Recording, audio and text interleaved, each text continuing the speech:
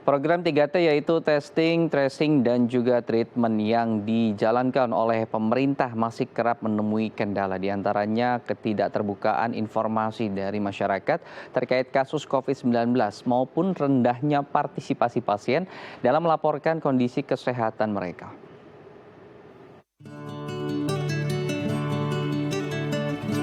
Upaya pemerintah memutus mata rantai COVID-19 melalui deteksi dini penemuan kasus baru positif COVID-19 dalam program 3T, yaitu testing atau pemeriksaan dini, tracing atau pelacakan, dan treatment yaitu perawatan, menemui beberapa hambatan. Seperti hambatan pelacakan atau testing pasien pertama terkonfirmasi positif. Pasien kerap tidak melaporkan kasus dan melakukan pemeriksaan COVID-19 di puskesmas. Umumnya, pasien menolak memeriksakan kesehatan karena takut menghadapi stigma masyarakat dan menolak menjalani isolasi mandiri selama 14 hari yang berdampak pada pendapatan ekonomi. Meski demikian, tidak sedikit pula warga yang dengan inisiatif sendiri melaporkan diri saat terkonfirmasi positif COVID-19, sehingga dengan cepat dapat dilakukan pelacakan dan perawatan. Melihat angka kasus positif COVID-19 yang terus naik setiap hari, juru bicara Menteri Kesehatan Siti Nadia Tarmizi mengatakan pengendalian penyebaran COVID-19 perlu melibatkan partisipasi masyarakat dalam bentuk mematuhi protokol kesehatan yakni 3M serta terlibat dalam penerapan 3T. Kasus ini bukan berarti semata-mata karena permasalahan 3T ya.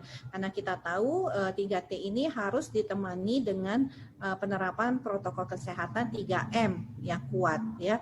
Karena 3M dan 3T ini merupakan kombinasi kita untuk bisa mengendalikan pandemi selain tentunya vaksinasi yang saat ini juga sudah mulai kita kerjakan.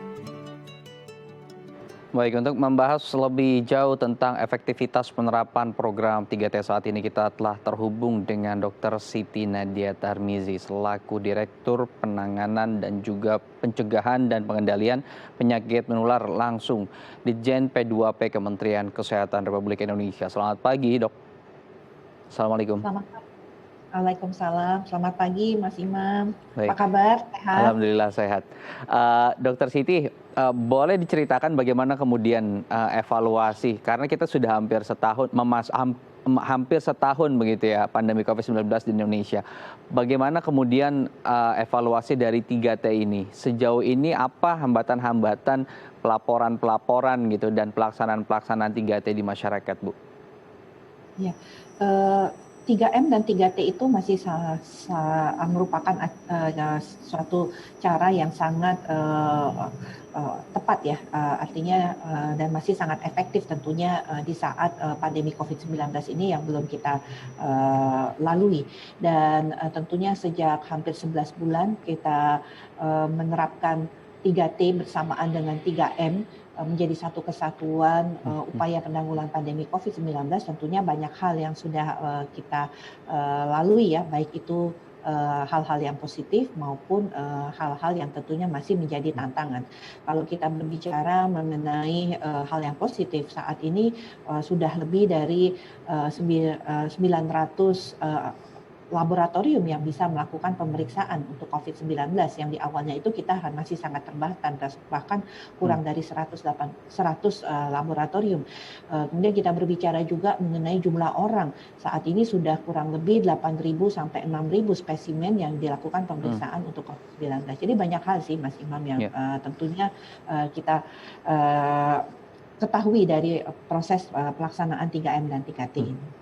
Baik, kita urut dari masyarakat nih Bu. Kalau kita lihat masyarakat kita kan sedikit tidak terbuka begitu ya, terkait dengan kasus COVID-19 yang menimpa dirinya ataupun keluarga di sekitarnya begitu. Terkesan banyak kemudian yang menutupi gitu untuk melakukan testing dan juga tracing. Bagaimana upaya kita kemudian untuk bisa memperbaiki ini di tahun ke depan gitu, karena sekalipun begitu ya sudah ada vaksinasi.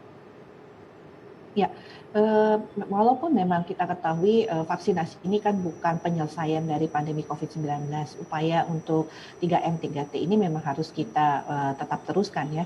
Dan kita tahu bahwa memang kendala-kendala yang kemarin kita hadapi karena kemudian seorang yang positif COVID-19 itu merasa kemudian terstigma juga dari masyarakat sekitarnya, dan ini tentunya yang harus kita sosialisasikan kembali kepada masyarakat ya bahwa kita lebih baik mengetahui secara dini status apakah kita terinfeksi COVID atau tidak. Karena kalau kita mengetahui secara lebih dini kita itu positif COVID atau tidak, tentunya kita dapat melakukan penanganan dini.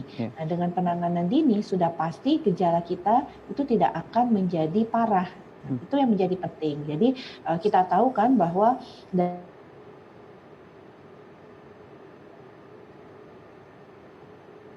Ya, Bu Siti masih mendengar suara kami? Baik, sepertinya kita mengalami kendala komunikasi dengan Dokter Siti.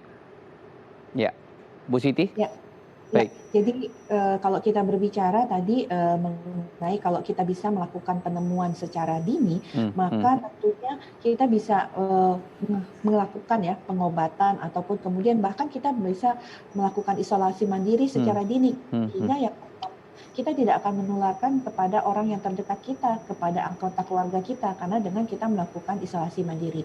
Yang kedua adalah dengan kita bisa mengetahui sakitnya kita itu lebih dini, tentunya sakit kita ini tidak akan bertambah parah.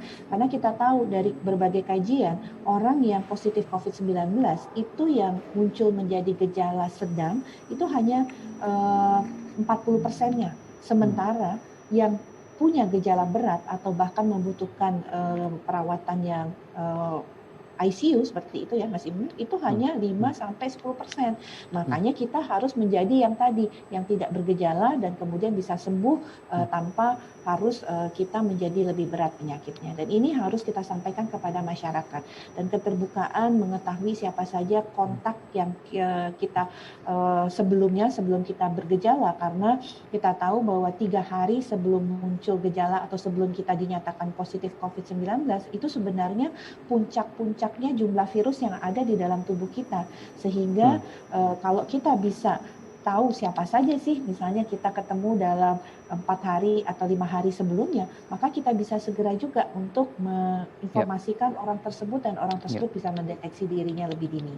Dan sekarang sebetulnya sudah tidak ada alasan untuk tidak melakukan tes karena Puskesmas sudah memberikan secara gratis dan juga pelaporan pun sudah bisa difasilitasi oleh RT dan RW begitu untuk kemudian dilanjutkan kembali ke Puskesmas. Kemudian kita masuk ke ranah perusahaan nih Bu, karena banyak kemudian kasus itu penularan klaster terjadi di perusahaan dan perusahaan terkesan menutupi begitu ya untuk kasus-kasus yang teridentifikasi di area tersebut karena tadi ya kekhawatiran harus dilakukan lockdown atau penutupan selama periode hari tertentu gitu. Bagaimana kemudian kita melakukan penertiban gitu atau katakanlah literasi pada perusahaan untuk lebih terbuka terkait masalah ini Bu? Ya. Tentunya kita bersama Dinas Kesehatan Kabupaten Kota juga bersama dengan Dinas Keperindak ya. Kemudian kita bersama-sama mengadvokasi ya manajemen daripada perusahaan-perusahaan tersebut ya.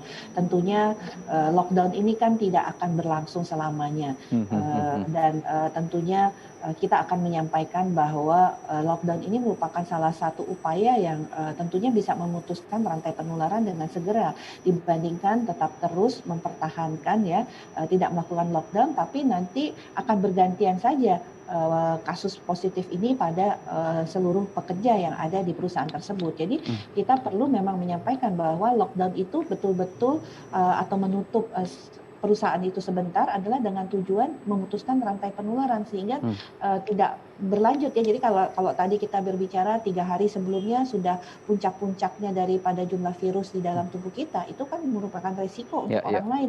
Hari ini dia mungkin belum positif, 3 hari kemudian orang lain akan positif, kemudian 3 hari lagi kemudian orang lain juga akan positif, dan ini tentunya akan menambah beban untuk sebuah perusahaan karena efektivitas dari pekerja menjadi tidak baik dengan kondisi seperti itu.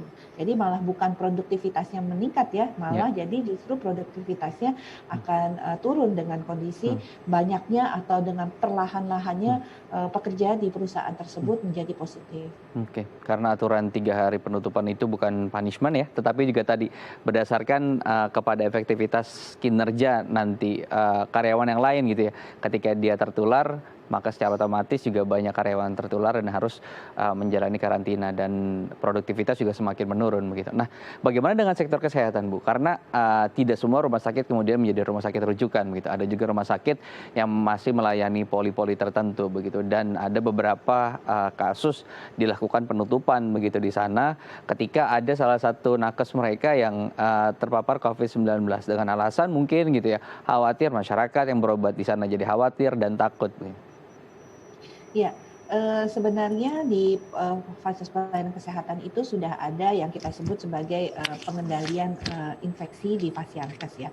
Tentunya dengan menerapkan pengendalian infeksi di Fasiankes yang benar, ini tentunya akan memutuskan rantai penularan. Ya. Nah, nanti sebenarnya bisa dilihat ya jumlah tenaga kesehatan tentunya pada satu Fasiankes tersebut yang kemungkinan tertular itu berapa banyak, dan kalau memang beban kinerja itu tidak mungkin dilakukan, tentunya bisa memilih alternatif untuk menutup sementara.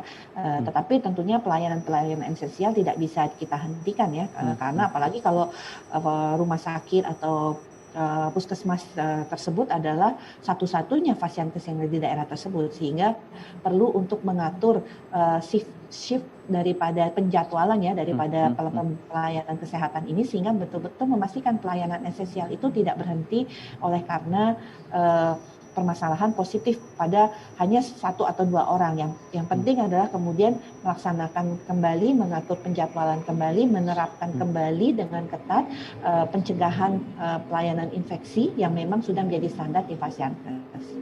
Oke, baik. Jangan karena kemudian alasan bisnis nanti ya takut berkurangnya pasien yang kemudian datang ke sana, akhirnya malah berakibat kepada nakes yang lain dan juga masyarakat yang datang ke poli tersebut. Ibu Siti, terima kasih sudah berbagi informasi. Kita harapkan kita semakin baik begitu dalam menerapkan 3T, tidak hanya dari pemerintah tapi juga dari masyarakat yang kemudian bisa secara bijak melaporkan kondisi mereka dan juga kondisi lingkungan mereka. Terima kasih Ibu Siti. Baik, terima kasih Mas Imam. Jangan lupa 3M. Ya, 3T dan juga 3M. Baik, terima kasih Bu. Ya, pemirsa, usai jeda kita akan kembali dengan beragam informasi menarik lainnya. Tetap bersama kami di Hal Indonesia.